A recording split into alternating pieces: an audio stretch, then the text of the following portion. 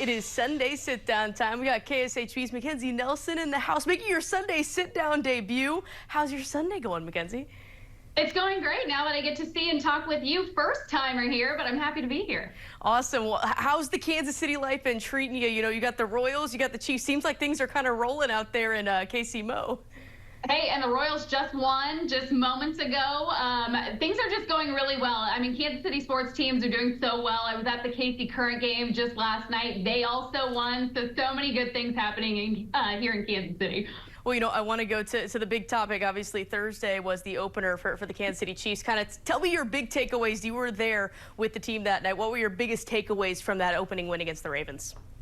Well, I think the biggest thing that we talked about all offseason long and then when we got into training camp in the preseason was specifically the offensive weapons that Patrick Mahomes would have this season, because for another year it was a revolving door at the wide receiver position. We weren't sure who the top receivers were going to be or how many receivers Andy Reid was going to keep. And so that was a big topic of discussion. And I think after week one, you know, no Hollywood Brown, he's out with an injury, but Xavier Worthy scoring 2 touchdowns in that game. I can't say that's going to happen every single week, but that was very impressive for the rookie to come out and be, you know, a top target. But also, Rashee Rice, he had an amazing game. I think it was his 3rd regular season career game over 100 yards. Like, he had an amazing game, and I just think with this duo between Xavier Worthy and Rashee Rice, and then you get Hollywood Brown back, it's going to be a pretty explosive offense. And then if you talk on the other side of the ball,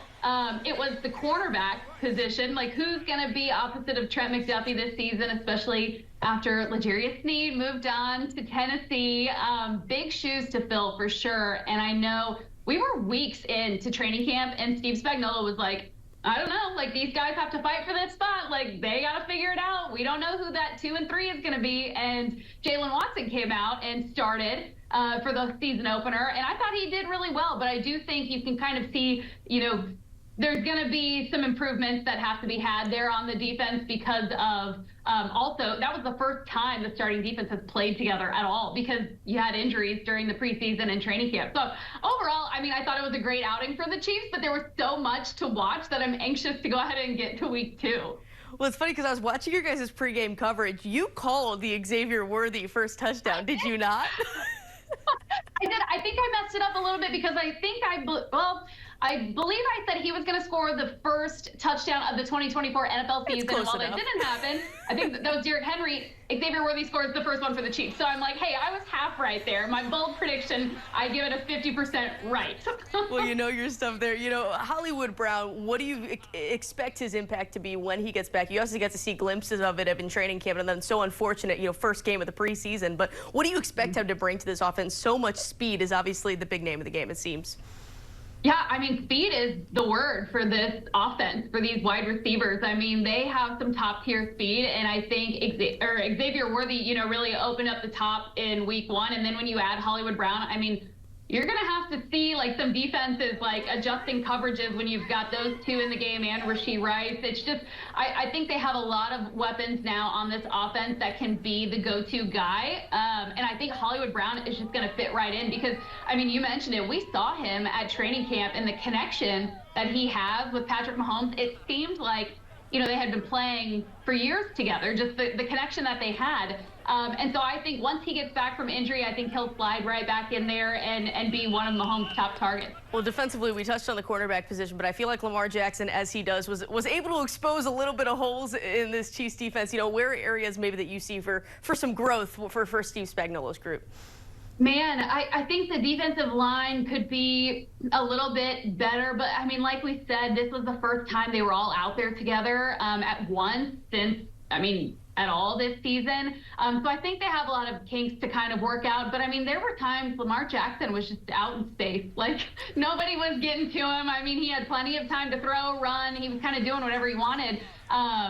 So I think there's a lot of improvement there. And then the linebackers, I felt like tackling wasn't all that great. I think that's something Spags is going to have to address as we head into this game against the Bengals. Like, you got to tackle these guys, and you got to bring the pressure. And I think the run game was where we were kind of worried about how this defense was going to look. And I mean, to start out week 1 against the Ravens and Lamar Jackson, who can run all over you, I wasn't completely disappointed with how the defense played, but I do think they're only going to get better from here. Well, we've heard it all offseason long, three-peat. They're already talking about, I've been watching all the NFL shows all day, three-peats, what everyone's talking about. Do you think this is a team capable of a three-peat? Seems like they made some vast improvements even from last year when they won the Super Bowl. It's so funny because if you ask the guys about this, like, they don't talk about it. They don't want to talk about it. It's like all of us that are talking about this narrative, and I think it's great, and it's something that's never been done before. But you go ask, like, any of these Chiefs players, and they're kind of like, yeah, I mean, I guess, like, that's what we're going for. But who isn't always trying to win a Super Bowl? So I do think that they have the pieces to do it this year, and I think I mean, I would like to say that they will be in New Orleans for this Super Bowl. It's just going to be like how can they adjust offensively, defensively? Some of the hiccups that we saw week 1. Obviously, it's early. You still have 16 games to play. But if that's where we're starting and, you're only going up from there, I think the Chiefs are the top team to beat. And they already were, having been, the reigning Super Bowl champs. Everybody wants to beat them, but I think even more so, it's like, what team is going to do it? The Ravens didn't do it. Lamar Jackson's now 1-5 against Patrick Mahomes. Like, if he's not going to do it, okay, we got Joe Burrow next week. Is he going to do? I don't know. What team is going to be able to, expose the Chiefs or keep up with them offensively? So I don't know. I do think the Chiefs could do it this season, though. It is going to be fun to see it unfold. McKenzie, I appreciate you making some time for us on a Sunday. Yeah, thanks so much for having me. Awesome. For the rest of you guys, we'll be right back after the break.